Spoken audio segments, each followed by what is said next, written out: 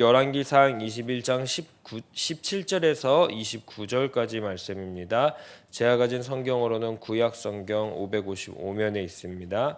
열왕기상 21장 17절에서 29절 한 절 한 절 교독하신 뒤에 맨 마지막 29절은 다 함께 합독하도록 하겠습니다. 여호와의 말씀이 디셉 사람 엘리야에게 임하여 이르시되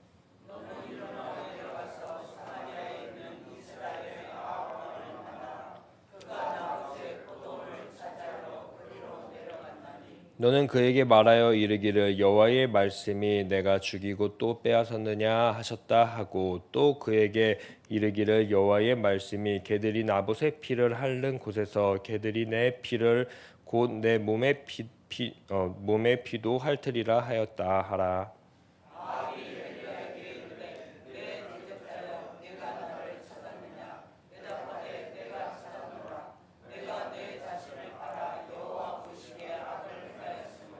여호와의 말씀이 내가 재앙을 내게 내려 너를 쓸어버리되 내게 속한 남자는 이스라엘 가운데 매인자나 노인자를 다 멸할 것이요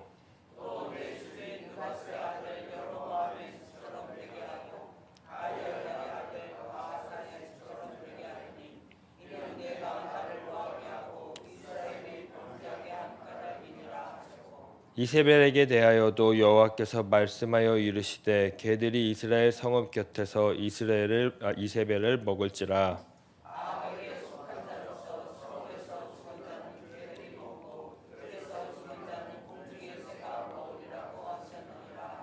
예로부터 아합과 같이 그 자신을 팔아 여호와 앞에서 악을 행한 자가 없음은 그를 그의 아내 이세벨이 충동하였음이라.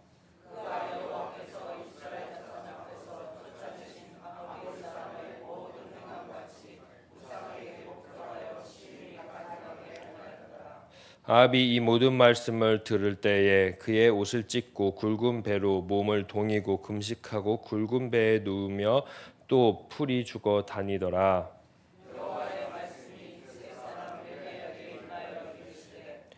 아합이 내 앞에서 겸비함을 내가 보았느냐? 그가 내 앞에서 겸비함으로 내가 재앙을 저의 시대에 내리지 아니하고 그의 아들 시대에 그 집에 재앙을 내리라 하셨더라. 아멘. 오늘도 이렇게 새삼 새벽 기도회 가운데 함께 해주셔서 감사합니다. 이날 우리가 함께 기도할 때에 꼭 한량없는 주님의 그 사랑을 우리가 꼭 우리 마음 가운데 새기고 받고 다시 한번 돌아갈 수 있는 이날이 되기를 간절히 축복합니다. 오늘 본문을 우리가 함께 보았습니다. 이 본문 바로 앞절은 열왕기상 21절 1에서 6절은 너무너무 유명한 나봇의 포도원 사건입니다. 교회를 한 번쯤 다녀보셨으면 꼭 들어볼 만한 그러한 이야기입니다. 이야기는 그렇습니다. 왕궁 근처에 나봇의 포도원이 있었습니다. 왕이 이곳을 탐을 냅니다. 아합 왕이. 그래서 나봇에게 이야기합니다. 이 땅을 좀 나에게 팔았으면 좋겠다라고 제안을 합니다. 그런데 나봇이 그럴 수 없습니다. 이곳은 하나님의 말씀대로 조상의 유산을 내가 지켜야 됩니다라고 하면서 왕의 명령을 거절을 합니다. 그러자 아합 왕은 알겠어 하고 그냥 돌아갔으면 됐는데 마음이 이제 심히 상하였고 근심했다고 합니다. 그리고 화가 났다고 이야기합니다. 이에 이거를 그냥 자기만 가지고 있었으면 좋겠는데 자기의 아내한테 가서 또 쫄랑 모든 이야기를 다 얘기합니다. 그러니까 그 아내는 이야기를 듣고 감히 나의 남편의 이 말을 거역해? 이제 나 아내도 화가 났겠죠. 그래서 이세벨이 움직입니다. 그리고 왕의 편지를 써서 보내고 나봇에게 하나님과 그리고 또 왕에게 잘못을 했다 하면서 누명을 씌우고 그를 돌려쳐 죽이게 만드는 그 유명한 이야기가 바로 앞절에 담겨 있습니다. 암울한 본문인 것 같습니다. 깜깜한 본문인 것 같습니다. 자세히 보면 백성은 하나님의 말씀을 지키겠다고 노력하고 있는데 반면에 백성들이 하나님의 말씀대로 잘 살아가게 통치해야 되는 왕은 어떻습니까? 하나님의 말씀과 정반대되는 삶을 선택하고 백성들을 죽음의 길로 인도하고 있는 모습을 우리들은 계속 보았습니다. 이를 통해 아합과 이세벨의 악함을 가장 밑바닥까지 볼 수 있는 그러한 장이 21장이기도 합니다. 읽은 내내 저는 조금 분했습니다. 화도 났고요. 하나님의 말씀을 좀 지켜보겠다고 하는 사람들에게는 왜 맨날 고난, 고통, 희망이 안 보이는 걸까? 너무너무 분했습니다. 하나님 믿는다는 거 복 받겠다고 우리가 믿는 거고 하나님의 말씀대로 살아가 보겠다고 하는 건데 늘 보면은 고난이, 고통이, 희망 없음이 늘 찾아오는 것이었습니다. 분했습니다. 그리고 나서 오늘 말씀을 더 읽어 내려갔습니다. 그나마 천만 다행히도 17절에 보게 되면 하나님의 개입이 이제 시작되기 시작합니다. 디셉 사람 누구를 부르죠? 엘리야를 부르십니다. 그리고 불러서 말씀하십니다. 18절에 지금 나봇의 포도원에 빨리 가라. 거기에 아합을 만나라. 아합을 당장 만나라라고 이야기합니다. 그러고 나서 19절에서 26절 심판의 말씀이 쏟아지기 시작합니다. 그 심판의 내용은 이렇습니다. 19절 아합 너는 살인자다. 남의 재산을 빼앗았다. 아합의 일대를 한번 쭉 보았습니다. 우리가 너무너무 잘 알고 있는 10계명에 몇 계명이나 어겼을까 한번 봤는데 눈에 띄는 것은 1도 어겼고 2계명도 어겼고 3계명도 어겼습니다. 그리고 4계명도 아마 안식일을 이런 사람이 지켰을까 하는 생각도 듭니다. 더 나아가서 6, 8, 9, 10 이 계명을 다 어긴 겁니다. 즉 10개 중에 7도는 8개를 어긴 게 아합 왕이었습니다. 거진 다 어겼다라고 보시면 됩니다. 그러니까 아주 비참한 죽음을 너는 맞이할 것이라는 이러한 예언이 있습니다. 즉 그 비참한 죽음은 개들이 그의 피를 핥는다라고 하는 그러한 아주 비참한 죽음입니다. 더 나아가서 21절에 아합 가문에 속한 남자든 종이든 자유인이든 아주 씨도 남기지 않고 싹 마를 것이다 라고 이야기를 합니다. 그리고 22절에 아합의 죄는 서두에도 말했듯이 자기뿐 아니라 누구를 죽이게 하죠? 이스라엘 온 백성도 함께 죽인다라고 했습니다. 여기서 잠시 한번 곰곰이 생각해 보아야 됩니다. 우리들에게 말이죠. 우리들의 작은 죄 하나, 작은 그 언어 하나, 누군가를 아프게 하는 그 모든 것은 나만 물들면 되는데 내 주변도 함께 물들게 하는 것을 꼭 기억하면 좋겠습니다. 죄라는 것이 나에게만 머물면 되는데 내 주변 공동체에게도 퍼져나가는 게 죄다라는 것을 말이죠. 이것처럼 이렇게 죄를 퍼져나가게 하는 아합에게 확신을 가지고 이야기하십니다.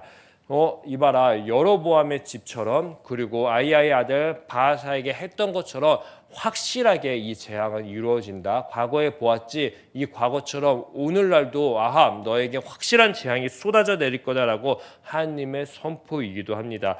23절을 보게 되면 하나님은 이 모든 것을 조종하는 이세벨도 너 가만 안 둘 거다라고 이야기하십니다. 너는 더 비참하게 죽을 것이다. 이세벨의 시신을 개들이 먹게 한다라고 이야기를 합니다. 24절 그리고 다시 한번 강조합니다. 아합 가문에 속한 사람들은 반드시 너 하나 때문에 비참한 최후를 맞이할 거다. 개들도 새들도 모든 것이 와서 쪼아 먹을 것이다 라고 하는 그 비참한 최후를 하나도 남김없이 없어질 것이다 라는 그러한 최후를 듣게 됩니다. 그리고 나서 25절에서 26절 하나님이 아합을 또 평가하십니다. 아주 악한 자다. 아주 충동에 휘말리는 자다. 우상에게 복종하는 심히 가능한 자라고 그렇게 아합을 평가하고 마무리합니다. 이 소리를 들은 아합이 저는 생각했습니다. 아주 마음이 더 강팍해졌으면 좋겠다. 그래 너는 무조건 이 하나님의 저주를 받아야 돼 하는 그러한 읽는 독자로서 응원을 하면서 읽게 되었습니다. 그런데 27절에 보니까 아합이 갑자기 어떤 이상한 행동을 하기 시작합니다. 강팍한 행동을 해야 되는데 회개를 하기 시작하는 것입니다. 옷을 찢고 굵은 배로 몸을 동이고 금식하고 또 풀이 죽어서 하루하루 다녔다라고 27절 회개의 모습이 나온 것입니다.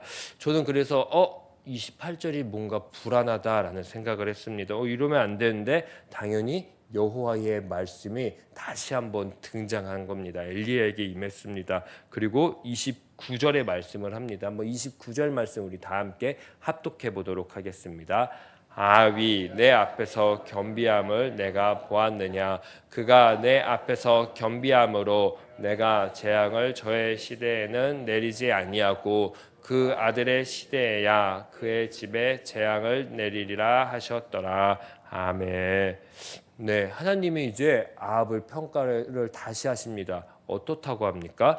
겸손해졌다라고 평가하십니다. 하나님 앞에서 겸손해졌기 때문에 살아있는 동안 재앙을 내리신답니까? 내리지 않는다라고 이야기를 하셨습니다. 그리고 아들에게 그 다음 세대에게 전가하겠다라고 이야기를 합니다.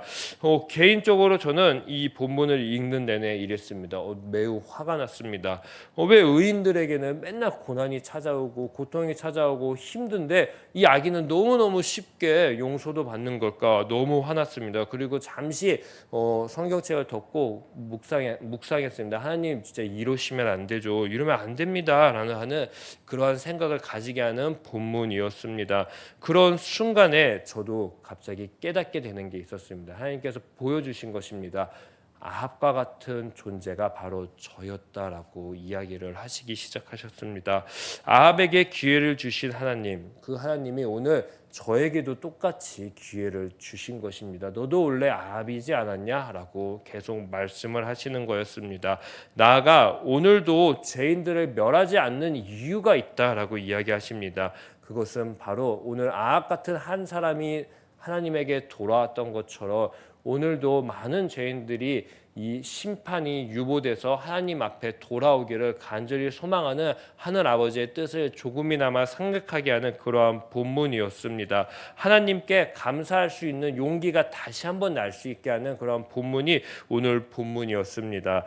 죄인이 의인 되기를 원하시는 하나님, 악인들이 회개하고 주님께 돌아오기를 원하시는 하나님, 더 나아가 심판을 온 세상에 주는 것보다도 영생을 알려주고 싶은 하나님의 그 마음을 잠시나마 발견할 수 있는 본문이었습니다. 이 하나님의 심판의 보류는 달리 말하면 은혜라고 말할 수 있습니다.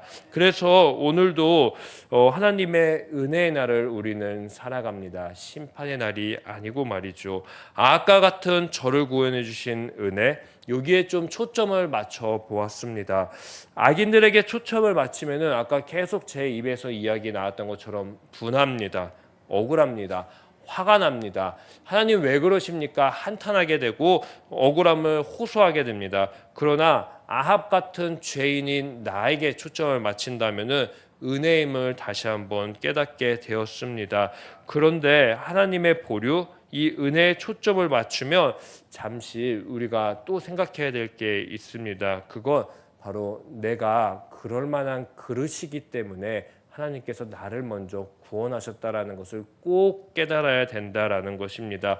내가 악인들의 고통 그리고 그 저주의 그림자가 엄습해도 그것을 버틸 만한 그릇이기 때문에 하나님께서 먼저 우리들에게 이 구원의 날을 선사했고 맛보게 했고 악인들을 어떤 곳에 어디에 있든지 계속 부딪히게 하는 것입니다. 그러니 이 본문을 읽고 조금 더 억울함과 그리고 또 화남을 저처럼 호소하는 것이 아니라 하나님께 감사를 늘 이야기하는 우리 시냇가 에셀나무 교회 성도님들 되시기를 간절히 축복합니다. 나를 먼저 구원하신 하나님께 감사, 그리고 나를 구원해 주신 그 이유를 깨달으셨으면 좋겠습니다. 이것은 간단합니다. 원수 같은 자를 좀 사랑하는 시냇가 에셀나무 교회 되면 좋겠다. 그래서 우리를 먼저 회개하게 하셨고 우리를 그 심판의 날에서 구원의 날로, 심판의 날에서 은혜의 날로 옮겨 주신 것입니다. 오늘 그러니 우리는 구원과 은혜의 날을 살아갑니다. 이 구원과 은혜의 날 어떻게 살아가시겠습니까? 분내면서 또 화내면서 억울함을 호소하면서 살아갈 수 있겠지만 그것보다 하나님께 감사하며 하나님, 제가 이제 엘리야처럼 살아가겠습니다. 하나님의 말씀을 들었으니 하나님의 말씀을 선포할 곳에 가서 아합 같은 자를 구원하는, 아합에게 구원의 말씀을 선포하는 도구로 저를 좀 사용하여 주시옵소서. 우리 교회를 좀 그렇게 사용하여 주시옵소서라고 그렇게 날마다 기도하며 오늘 이 은혜의 날을 간절히 살아가기를 축복합니다. 제가 기도하도록 하겠습니다. 주님, 우리를 먼저 그럴 만한 그릇으로 불러주셔서 감사합니다. 하나님을 사랑할 만한 그릇, 그리고 또 악인들의 고통을 받아 견딜 만한 그릇, 또 죽음의 그림자가 엄습해도 깨지지 않는 그 그릇으로 우리를 불러주셔서 감사합니다. 그렇게 하나님을 내가 먼저 만났으니 그 만난 하나님 잘 내 그릇에 간직하고 그 보배의 그릇으로 내가 살아갈 수 있게 하여 주시옵소서. 그랬을 때 주님께서 이제 보내시는 그곳 가운데에서 주님, 내가 이제 하나님 앞에서 겸손해졌으니 그 겸손한 하나님의 말씀 붙잡고 강팍한 사람들에게 하나님의 그 부드러운 마음, 하나님의 용서의 마음, 하나님의 그 회개의 마음을 전하며 살아가는 도구로 살아갈 수 있게 주님 도와주시옵소서. 오늘도 그 한 날, 은혜의 날을, 그 구원의 날을 주님의 복음을 전하는 날로 간절히 살아가기를 소망하며 이 모든 말씀 예수님의 이름으로 기도합니다. 아멘. 하늘에 계신 우리 아버지, 아버지의 이름을 거룩하게 하시며 아버지의 나라가 오게 하시며 아버지의 뜻이 하늘에서와 같이 땅에서도 이루어지게 하소서. 오늘 우리에게 일용할 양식을 주시고 우리가 우리에게 잘못한 사람을 용서하여 준 것 같이 우리 죄를 용서하여 주시고 우리를 시험에 빠지지 않게 하시고 악에서 구하소서. 나라와 권능과 영광이 영원히 아버지의 것입니다. 아멘. 오늘 이 시간 우리 함께 기도할 때 주님, 오늘 하루 나에게 은혜의 날을 깨닫게 해주셔서 감사합니다. 이 은혜의 날 날마다 주님의 말씀 꼭 붙잡고 살아갈 수 있게 하여 주시옵소서라고 우리 주의 이름 한번 부르신 뒤에 합심해서 함께 기도하도록 하겠습니다. 주여, 사랑과 은혜가 많으신 하나님 아버지, 오늘 아합 같은 10계명의 계명 중에서 거의 8개나 어긴 그러한 죄인에게도 하나님께서는 은혜의 날을 선사하셨습니다. 구원의 날을 허락하셨습니다. 그 모습을 보고 참 깨달은 것이 많습니다. 주님, 악인들은 맨날 보면서 분해하기만 했고 화내기만 했던 나의 모습을 잠시 회개합니다. 하나님께서는 오늘 이 악인 한 사람도 하나님의 그 말씀으로 돌아오기 원하시는 그 마음을 알아차리지 못했습니다. 주님, 나의 마음 가운데 온전히 하나님의 마음이 부어져서 하나님께서 원하시는 것은 죄인이 의인되기 원하시는 것, 악인들이 회개하고 주님께 돌아오기 원하시는 것, 심판을 날마다 이야기하는 것보다 영생을 선물해주고 싶은 그 하나님의 마음을 오늘 깨닫게 됩니다. 그래서 어쩌면 하나님은 오늘 이 세상을 심판하시는 것이 아니라 이 세상에게도 보류하시면서 하나님의 은혜를 깨닫게 하시는 것인지 모르겠습니다. 주님, 오늘 저는